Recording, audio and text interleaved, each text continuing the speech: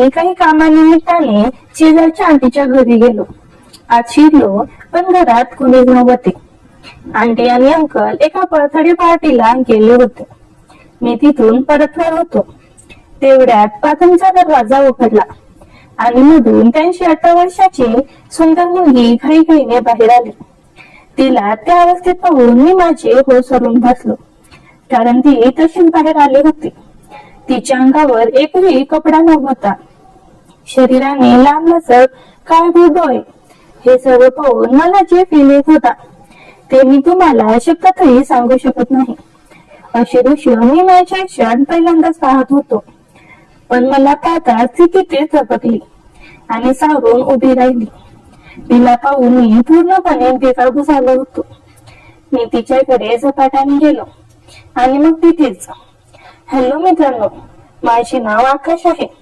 आमच्या रोमांचक कथेत तुम्हा सर्वांचे स्वागत आहे. आशा आहे की ही कथा तुम्हाला खूप आवडेल. ही कथा ऐकून तुमचे मन नक्कीच खुलून जाईल, त्यामुळे शेवटपर्यंत नक्की पहा. एके दिवशी जेव्हा मी कामाला जायला निघालो तेव्हा आकाशात हलके ढग जमा झाले होते. पण मी त्याकडे विशेष लक्ष दिले नाही आणि बाईक काढून ऑफिस कडे निघालो. पण कामाला पोहोचल्यानंतर काही वेळातच आकाशात खूप गडद ढग जमा झाले. त्यामुळे मला घरी परत जाणे योग्य वाटले, कारण अशा हवामानात काही काम होणार नव्हते. शिवाय आज बसही आले नव्हते. म्हणून मी बाईक काढली आणि घरी निघालो. काही अंतर गेल्यावर अचानक मुसळधार पाऊस सुरू झाला आणि काही वेळातच बाईकही बंद पडली. मी खूप किक मारली पण बाईक सुरू होईना. मी आजूबाजूला पाहिलं पण जवळपास कोणताही मेकॅनिकल दिसत नव्हता. मग मी बाईक ओढतच पायी घरी निघालो. पण पाऊस इतका जोरात होता की मी जास्त दूर जाऊ शकलो नाही. बाईक ओढणे ही माझ्या आवाक्याबाहेरची होती. मी बराच वेळ तिथेच उभा राहिलो पण पाऊस थांबण्याचे नावच घेईना. इतक्यात मला आठवले की जवळच माझ्या आईची मैत्रीण राहते, जिला मी आंटी म्हणतो. त्यांना 2 मुले आहेत. एक मुलगा विजय जो 9वीला आहे आणि दुसरी त्यांची मुलगी संगीता, जी 12वी पूर्ण केल्यानंतर घरी आहे आणि आता आपल्या आईला घरकामात मदत करते. मी कसा बसा त्यांच्या घरी पोहोचलो आणि दरवाजाची बेल वाजवली. आंटीने दरवाजा उघडला. मला पाहता त्याच्या चेहऱ्यावर एक आपुलकीचे हास्य उमटले आणि त्या मला प्रेमाने म्हणाल्या, अरे आज कुठून निघाला? आणि मग त्यांनी मला लवकर आत यायला सांगितलं, कारण मी पूर्णपणे भिजलेलो होतो. मी आज शिकताच त्यांची आपली मुलगी दीपाली ही हाक मारली आणि पुन्हा मोठ्याने सांगितले, दीपाली बा, लवकर आकाशसाठी कपडे घेऊन ये. आणि मग मला म्हणाल्या, आकाश तू कपडे बदल, मी तुझ्यासाठी चहा घेऊन येते. इतक्या दीपाली ही खोलीत आली आणि मला पाहून म्हणाली, अरे वा आकाश, तू तर पूर्णपणे भिजलेला आहेस. मग ती म्हणाली, तू असं खरं बाथरूम मध्ये दीपकचा लाईट पायजामा टांगलेला आहे, तो घाल आणि हे भिजलेले कपडे मला दे, मी ते धुवून वाळवते. दीपालीची बोलणी ऐकून मी लगेच बाथरूम मध्ये गेलो. तिच्या भावाचा नाईट पायजामा घातला आणि टी शर्ट पण घातला. तेवढ्यात मला तिथे दीपालीचे कपडे दिसले. मी क्षणभर त्यांना पाहतच राहिलो. माझ्या मनात वाईट विचार येऊ लागले. मी विचार करू लागलो की दीपाली या कपड्यामध्ये कशी दिसत असेल. मग मी माझे कपडे बदलून माझे भिजलेले कपडे घेऊन बाहेर आलो. दीपाली खोलीत माझीच वाट पाहत उभी होती. मी बाथरूम मधून बाहेर येताच ती मला पाहून एकदम थपकली आणि मग हसत हसत तिचा चेहरा दुसरीकडे वळवला. मी आईच्याने तिच्याकडे पाहत होतो. काय झालं याला, असं काहीतरी विचार करत होतो. इतक्या तिने तिच्या हाताने खालील भागाकडे इशारा केला. मी तिच्या इशाऱ्यावर खाली पाहिलं आणि खरंच लाजेनेच माझे डोके खाली गेले. मी जो पायजामा घातला होता तो खालून पूर्णपणे फाटलेला होता आणि त्यामुळे सर्व काही दिसत होतं. हे पाहून मी लगेच पुन्हा बाथरूम मध्ये गेलो आणि दीपालीला म्हणालो, यार मला दीपकचा दुसरा पायजामा आणून दे. तिने माझी बोलणे ऐकले आणि म्हणाली, ठीक आहे, तू यातच थांब, मी आता बांधते. काही वेळाने तिने बाथरूमच्या दरवाजाजवळ ठोठावले. मी दरवाजा उघडून फक्त डोके बाहेर काढले. तिने पटकन तिचा हात पुढे केला आणि काही न बोलता पायजामा माझ्या हातात निघून गेली. मी मागून तिला हात मारले आणि खोडकरपणे विचारले, हा पायजामा तर ठीक आहे ना? माझी बोलणी ऐकून ती मागे वळली, माझ्याकडे पाहून हसली आणि म्हणाली, हो, हा पायजामा बरोबर आहे. आणि हे बोलून ती बाहेर पळाली. मी लवकर पायजामा बदलला आणि बाहेर आलो तर आंटी उभ्या होत्या. मला पाहता त्या म्हणाल्या, घे आकाश, चहा तयार आहे. तू चहा घे, तोपर्यंत दीपाली तुझे कपडे वाळवून आणले. मी खुर्चीवर बसलो आणि चहा घेताना आंटीशी हलक्या फुलक्या गप्पा मारत राहिलो. इतक्या दीपाली माझे कपडे वाळवून आणले आणि माझ्या समोर बसली. तीही आमच्या गप्पामध्ये सामील झाली. गप्पा मारताना अचानक आंटीने डोक्याला हात मारला आणि म्हणाल्या, अरे मी तर विसरलेच, मी स्वयंपाक ठेवला आहे, कुठे झाला नसेल ना? आणि त्या उठून स्वयंपाकघरात गेल्या. आंटी स्वयंपाकघरात गेल्यावर दीपालीने तिच्या मांडीवर ठेवलेले कपडे उचलले आणि माझ्याकडे देत म्हणाले, आता तुझी कपडे घाल. मी मस्करीच्या सुरात म्हणालो, हे तर फाटलेले नाही ना? तिने माझे बोल ऐकले पण माझ्या पैशाला बघितलेली नाही आणि कपडे माझ्या हातात देताना तिच्या लांब नखांनी मला खूप जोराने टोचले. मी कपडे बदलून बाहेर आलो आणि आंटीचे आभार मानले. तोपर्यंत पाऊसही थांबला होता. मग मी घरी आलो. पण दीपालीची ती हास्य आणि विशेषतः तिच्या नखाने टोचणे मला बराच वेळ त्रास देत राहिले. दीपाली मला आधीपासूनच आवडायची, पण आज जे काय झालं त्यानंतर मी तिच्यावर जास्तीच फिदा झालो होतो. मी या विचारात बसलो असताना माझी आई खोलीत आली आणि म्हणाली, आकाश बा, तुझे बाबा अजून घरी आले नाहीत, जरा फोन करून विचार ना, कुठे राहिलेत? हे बोलून त्या बाहेर गेल्या. मी माझ्या खिशात हात घातला तर माझा मोबाईल तिथे नव्हता. मी इकडे तिकडे पाहिलं पण मोबाईल सापडला नाही. मग मला अचानक आठवले की तो कदाचित दीपालीच्या घरी जायला असावा. मी घरच्या टेलिफोनवरून माझ्या मोबाईलवर कॉल केला तर दीपालीने फोन उचलला. मी काही बोलण्यापूर्वीच ती म्हणाली, साहेब, तुमचा मोबाईल तर खूप वाजतोय, कुणा कुणाचा नंबर दिला माहिती नाही. आणि मग तिचा जलतरंगासारखाच हसण्याचा आवाज आला. मग मी एकदम गंभीर झालो आणि म्हणाली, तुमचा मोबाईल सुरक्षित आहे, जेव्हा हवं तेव्हा येऊन घेऊन जा. तिची बोलणी ऐकून मला खोडकरपणा सुचला आणि मी म्हणालो, दीपालीजी, मला माहिती आहे की माझा मोबाईल सुरक्षित हातात आहे, पण तुमच्याकडे एक विनंती आहे. इतके बोलून मी थांबलो.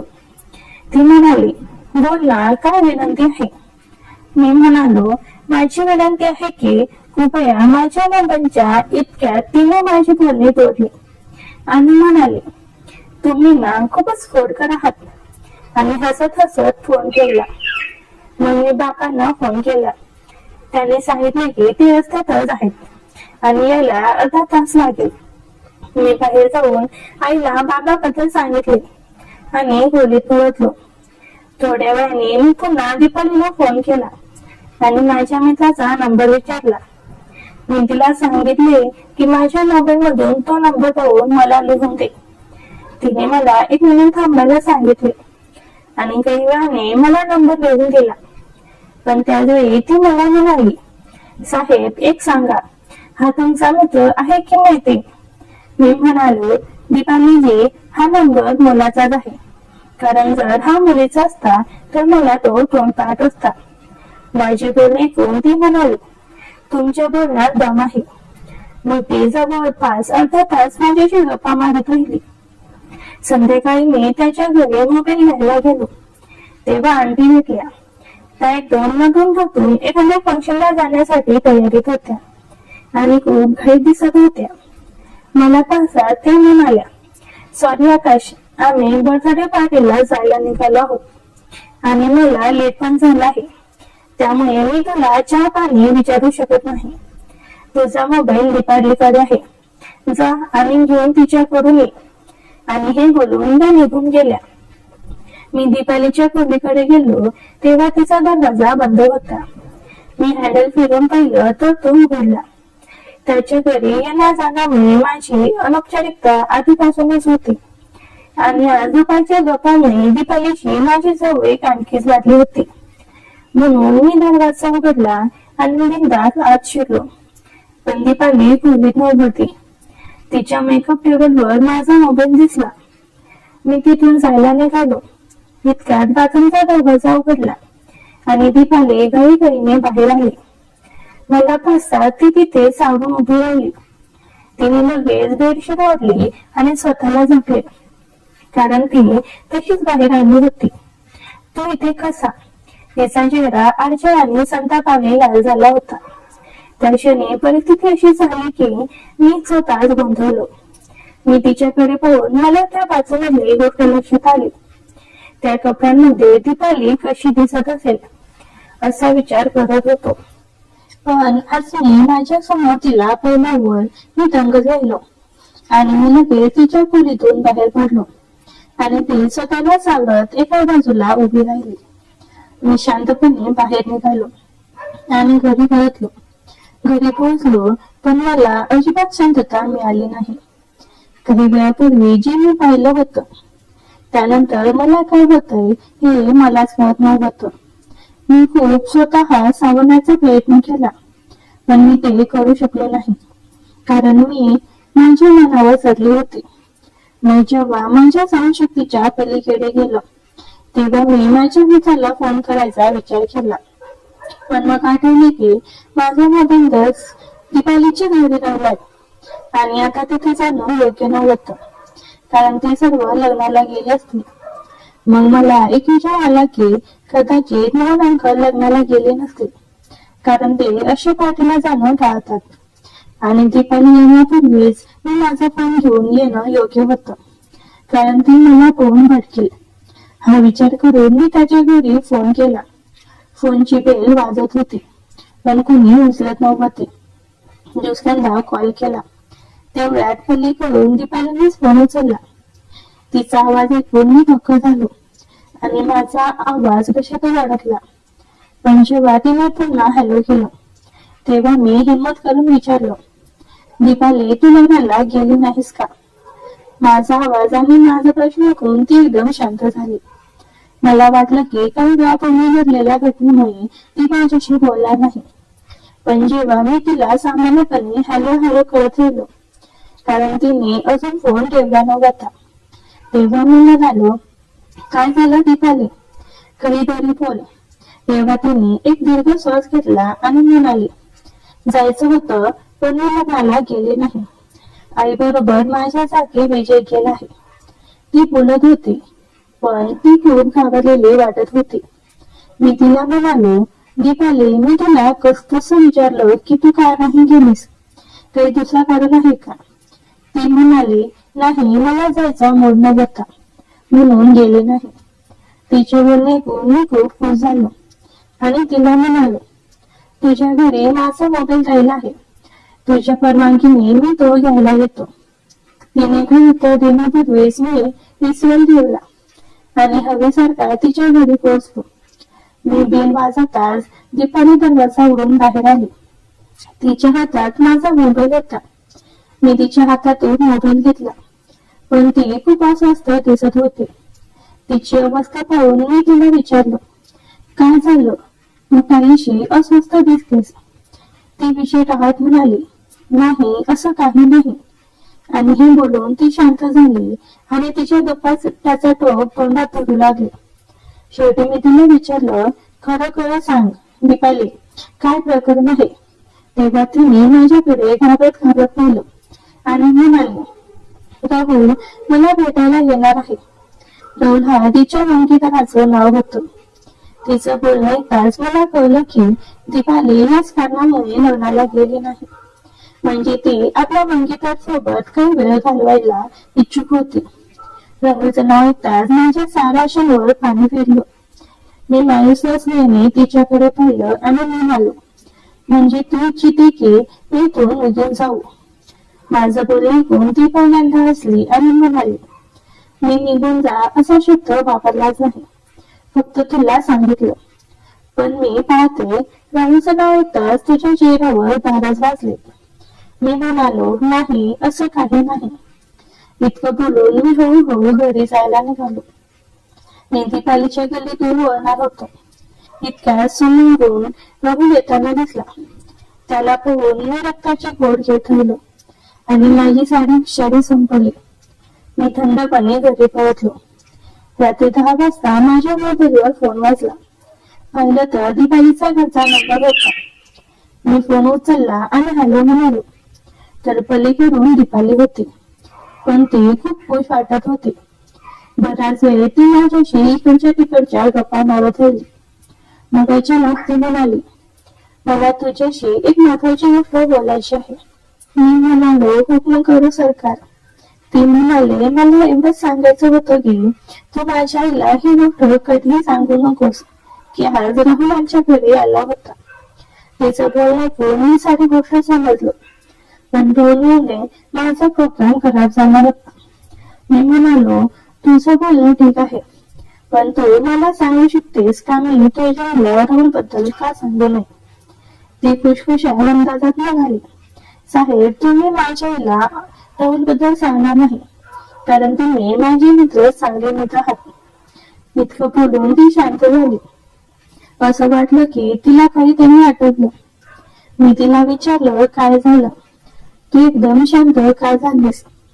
ती हलक्या आवाजात म्हणाली, आज संध्याकाळी जे झालं ते होऊ नये. मी तिला म्हणालो, पहा दीपाली, एकदा तू मला त्या अवस्थेत पाहिलं आणि आज संध्याकाळी मी तुला त्या अवस्थेत पाहिलं. ही सोप बराबर. आता यात अस्वस्थ होण्यासारखं काही नाही. माझं बोलणं ऐकून ती काहीशी नाराज झाली की तिला मजा वाटली माहित नाही, पण तिने माझ्या बोलण्याकडे दुर्लक्ष केलं आणि म्हणाली, आता तुझ्याशी खूप गप्पा झाल्या, आता मला परवानगी दे. मग अचानक ती पुन्हा म्हणाली, म्हणजे मी दीपालीच्या बाबतीत निर्जित राहू ना? मी तिला म्हणालो, तू पूर्णपणे निर्जित राहा. मी कोणालाही काही सांगणार नाही. पण दीपाली, तुझ्याकडे एक विनंती आहे. ती म्हणाली, काय? मी म्हणालो, कधीतरी या गरिबावरही नजर टाक. माझं बोलणं ऐकून ती एका आनंदाने बसली आणि म्हणाली, तुमची विनंती नोंदवली गेली आहे. हे बोलून तिने फोन ठेवला. या घटनेनंतर दीपालीशी माझे संबंध आणखी गोड झाले. ती मला आणि मी तिला वारंवार फोन करायचो. त्याचबरोबर जवळपास 2-3 दिवसांनी मी त्यांच्या घरी जायचो. त्यांच्या घरी बहुतेक वेळा दीपाली आणि तिची आई असायच्या.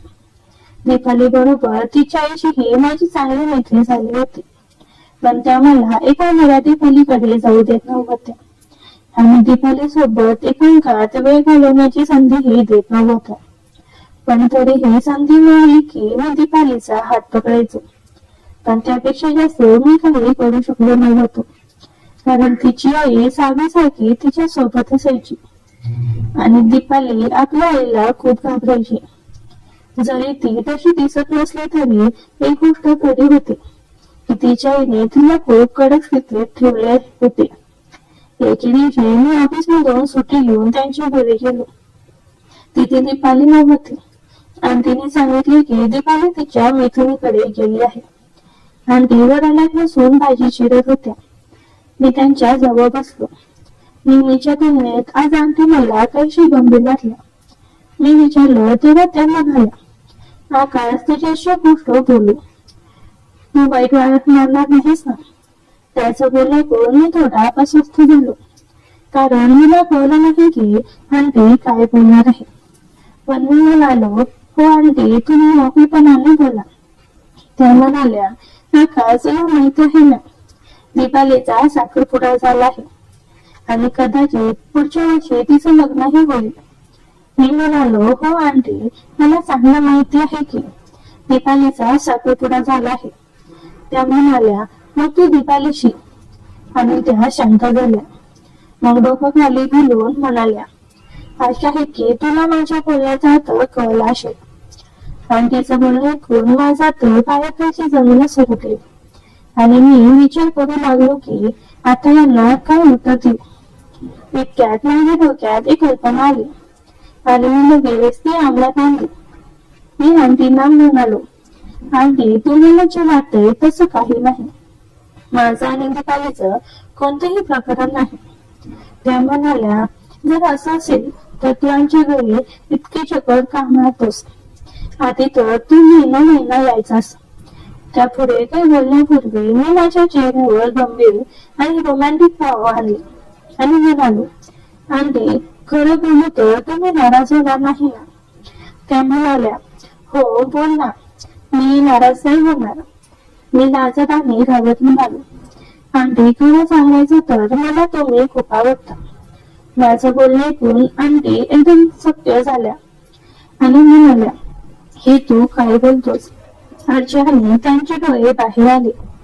थोडा वेळ शांत राहून त्या म्हणाल्या, आहा, माझ्या आणि तुझ्या वयात खूप फरक आहे. तू माझ्याबद्दल असं कसं विचार करू शकतोस? मी लगेच म्हणालो, खरंच आंटी, तुमच्या शांत व्यक्तिमत्वाने मी प्रभावित झाले आहे. तुमच्या बोलण्याच्या शैलीने मला जखमी केलं आहे. आणि तुमचं इतकं बोललो असतानाच आंटीचा चेहरा रागाने लाल झाला आणि त्या खुर्चीवरून उठल्या. माझा हात पकडून त्या रागाने म्हणाल्या, खबरदार, यापुढे तू एकही शब्द बोललास तर, आणि आता ताबडतोब आमच्या घरातून निघून जा. मला वाटलं होतं की माझ्या प्रेमळ बोलण्याने आंटी बिघडतील, पण इथे तर उलटच झालं. त्या रागाने मला घरी जायला सांगू लागल्या, पण मी हात मानले नाही आणि वेळ न दळवता मी माझा बूट काढला आणि भावनिक अंदाजा डोक्यावर मारत म्हणालो, म्हणूनच मी ही गोष्ट तुमच्यापासून लपवत होतो. मला माहिती होतं की तुम्ही हे कधी सहन करणार नाही. मग मी बूट त्यांच्या हातात देण्याचा प्रयत्न केला आणि म्हणालो, तुम्ही मला तुमच्या हाताने शिक्षा द्या. त्यांच्याकडे पाहिलं तर त्यांच्या चेहऱ्यावर संभ्रम दिसत होता, पण त्याने माझ्या हातातून बूट घेतला नाही. त्या म्हणाल्या, कृपया तू इथून निघून जा. मी त्यांच्याकडे भावनिक नजरेने पाहिलं आणि म्हणालो, तुम्ही बरोबर बोलताय आंटी, माझ्यासारख्या माणसाने इथून जायलाच हवं. मग मी लवकर बूट घातले आणि त्यांच्या घरातून निघून गेलो. त्यानंतर बरेच दिवस मी आंटीच्या घरी गेलो नाही आणि आमची भेटही झाली नाही. एके दिवशी मी कामावरून घरी आलो तेव्हा आंटी आईबरोबर गप्पा मारत बसल्या होत्या. मी आंटीला पाहून दूरवरून सलाम केला आणि खोलीकडे निघालो. तेव्हा त्याने मला हात मारले आणि म्हणाल्या, कुठे चाललास? इकडे ये. मी मासूम चेहरा करत त्यांच्याकडे गेलो. त्या म्हणाल्या, काय झालं? आमच्यावर काही राग आहे का? बऱ्याच दिवसापासून तू आमच्या घरी आला नाहीस. त्यांचं बोलणं ऐकून माझ्या मनात लाडू फुटले, पण मी त्यांना जाणव दिलं नाही आणि हळूच म्हणालो, नाही, असं काही नाही, फक्त कामामुळे येणं झालं नाही.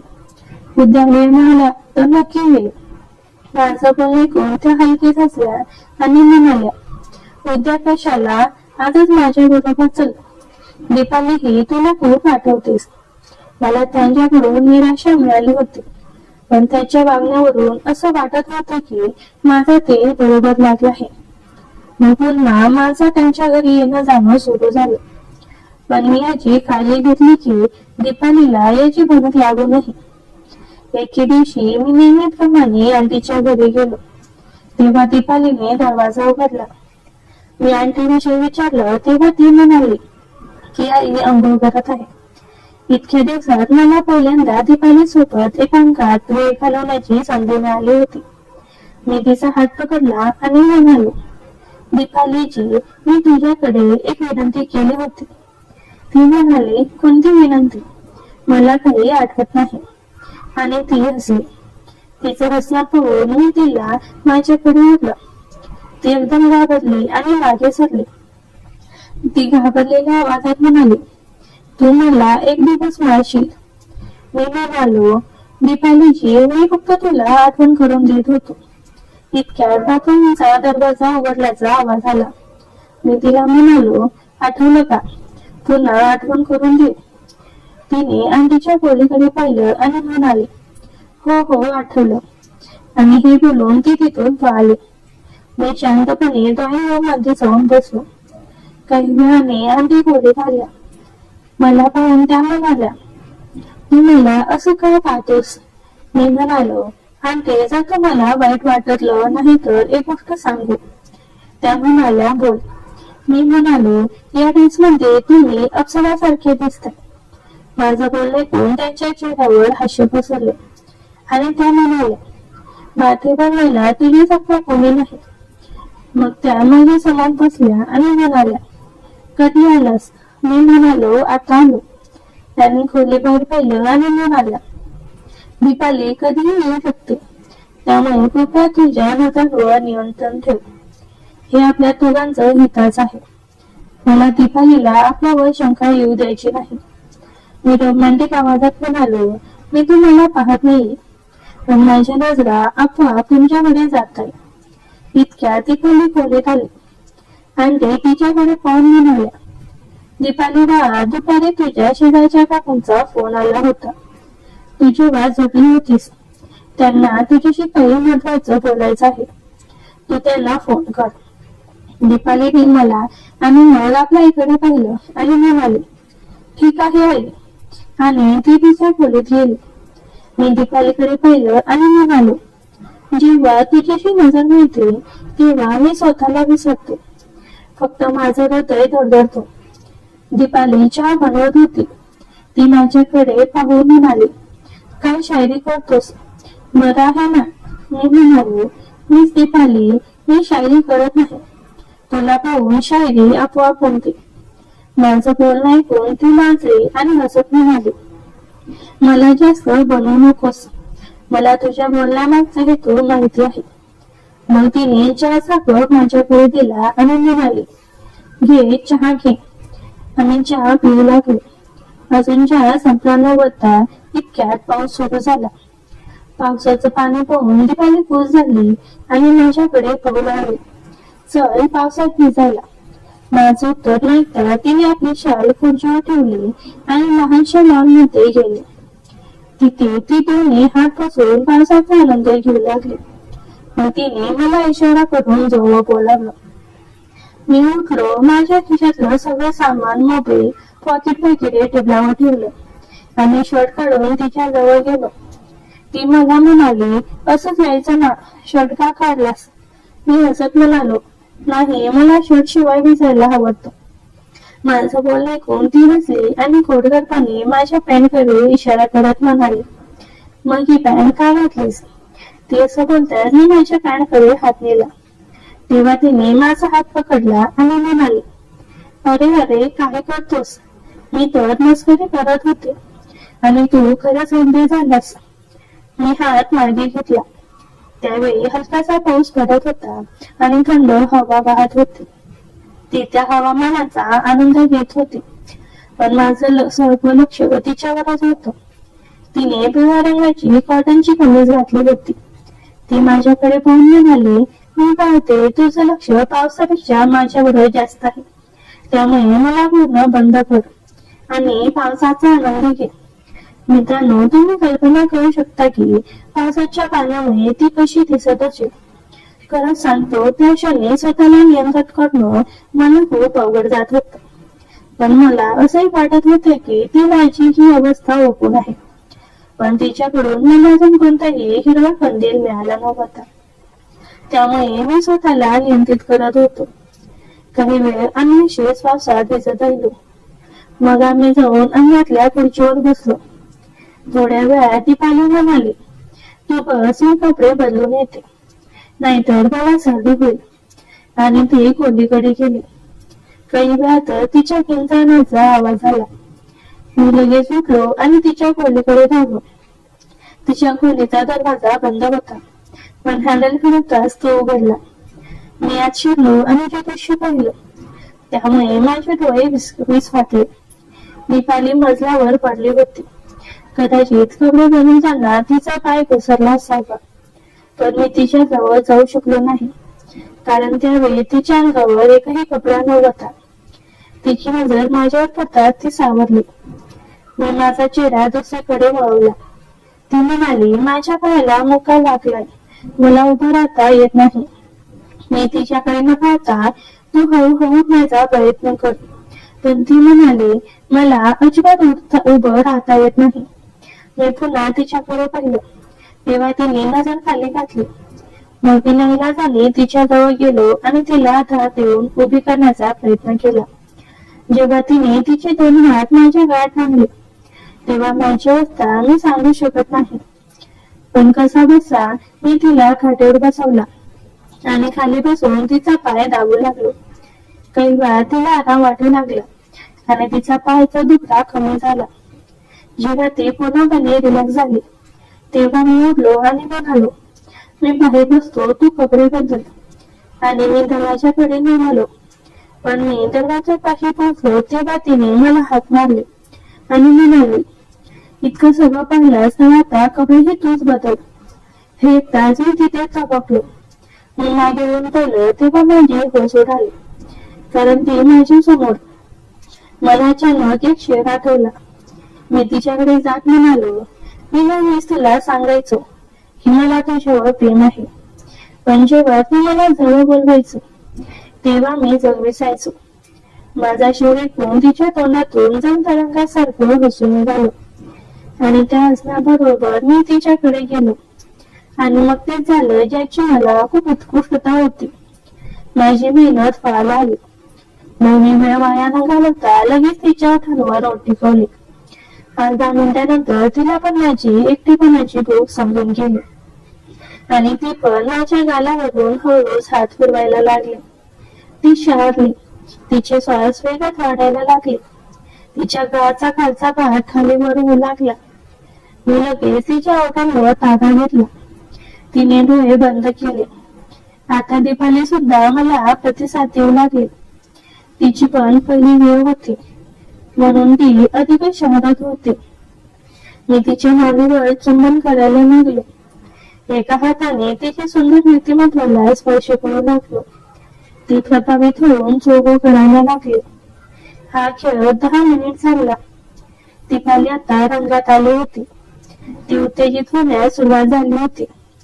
मी तिला चुंबन करत तिच्या हातावर केले. ते मोकळे होताच माझ्या समोर सगळ्याची 2 डोंगर उभे झाले. आता ते माझ्या समोर स्पष्ट होते, जे आधून मी कित्येक वेळा हतबल झालो होतो. मी हळूहळू त्यांना स्पर्श करायला लागलो. मी सहसळत होती. तिचे आवाज येत होते. ती सुसकाठी टाकीत होती. मी अधिकच वेगळा स्पर्श करत होतो. माझ्या हरकतीने ती आता प्रचंड प्रभावित झाली होती. ती जवळजवळ श्वास घेत होती. माझे पुरुष अस्तित्व खूप दाटून आले होते. मी तिच्या खालून हात घालून गादीवरती आडवी केली आणि परत तिचे सुंदर व्यक्तिमत्व हाताळायला लागले. ती जवळजवळ श्वास घेत होती. ती खूप उत्साहित झाली होती, पण ती फुल रंगात होती. मी सांगितल्याप्रमाणे तिने पोझिशन घेतली. मी तिचे राहिलेले कपडे बाजूला केले. आता माझ्या समोर तिचे उघडे पडले होते आणि तिची सुंदर नाजूक चाफेकळी मला अधिक आकर्षित करत होती. मी लगेच सुद्धा मोकळे करत तिच्यावरती फिरून कचकन स्वारी केली. कशी दीपाली किंचाळली. तिच्या डोळ्यातून पाणी आले. मी तिच्याकडे लक्ष दिलं नाही. तिने मला उचकलं होतं. त्याच्या बदल्यात मी अधिकच प्रभाव टाकला. ती ओरडली. मग मी तिच्या व्यक्तिमत्वाला हातावर तिला शांततेने गोष्टी केलं. ती शांत झाली. मग हळूहळू मी हालचाल करू लागलो. तशी ती आनंदाने डोळे मिटू लागली. ते सुंदर शांती आता अनुभव सुकवून जाऊ लागले. मी आता तिचा तळ गाठू लागलो. तशी ती नादक सुसकाटे टाकायला लागली. माझी लयीत हालचाल होत होती आणि ती स्वर्गीय सण साठवत होती. ती माझ्या अस्तित्वाला पुरेपूर आनंद घेत होती. दीपाली म्हणाली, काय रे तुझी ताकद, असा आनंद मला कोणीही देऊ शकत नाही. मी म्हणालो, तू मला जाऊन पाहायचं आहे का? अशी म्हणून मी तिच्या जीवनात जास्तच प्रभाव टाकायला लागलो आणि ती वेडावून गेली. ती खूपच नाटक आवाज करायला लागली. मी खूप चकावून तिच्या जीवनाचा तळ गाठत राहिलो. मला पण नात्याचा काही भाग राहिला नव्हता, कारण मला एक अप्रतिम सुख मिळत होतं. तिच्या चेहऱ्यावरचे भाव सारखे आनंदाने बदलत होते. माझ्या चेहऱ्यावर घामाचे दोघे साठू लागले होते, पण मी सारखा हालचाल करत होतो. आणि त्या स्वर्गीय फेकलचा आनंद घेत होतो. ती नुसती मादक सुस्काटे टाकून त्या सुंदर क्षणाचा आनंद घेत होती. तिचा चेहरा आनंदाने उजळून निघाला होता. माझे अस्तित्व ती तिच्या सुंदर जीवनात अनुभवत त्या क्षणाचा पुरेपूर आनंद घेत होती. ती म्हणजेच डोळे मिटून बोलत होती, अरे काय सुख देतोस रे, तू तर छोटा पॉकेट बडा धमाकाने केलास. मग मी अधिकच हलचल करत आनंद घेत राहिलो. शेवटी ती खाली त्या उत्कृष्ट सुंदर क्षणापर्यंत येऊन पोचली. ती आवाज करत पकड घट्ट करून आसकी देऊ लागली. तिच्या चेहऱ्यावर एक प्रकारचे समाधान पसरले होते. ती आनंदात दिसत होती. तिच्या चेहऱ्यावरचे भाव बदलत हळूहळू तिची पकड मजबूत होत गेली आणि ती शांत झाली. मी इकडे तिचा पूर्ण ताबा घेतला होता आणि हलचल वाढत होतो. काही वेळातच मला स्वर्गात पोहोचल्यासारखं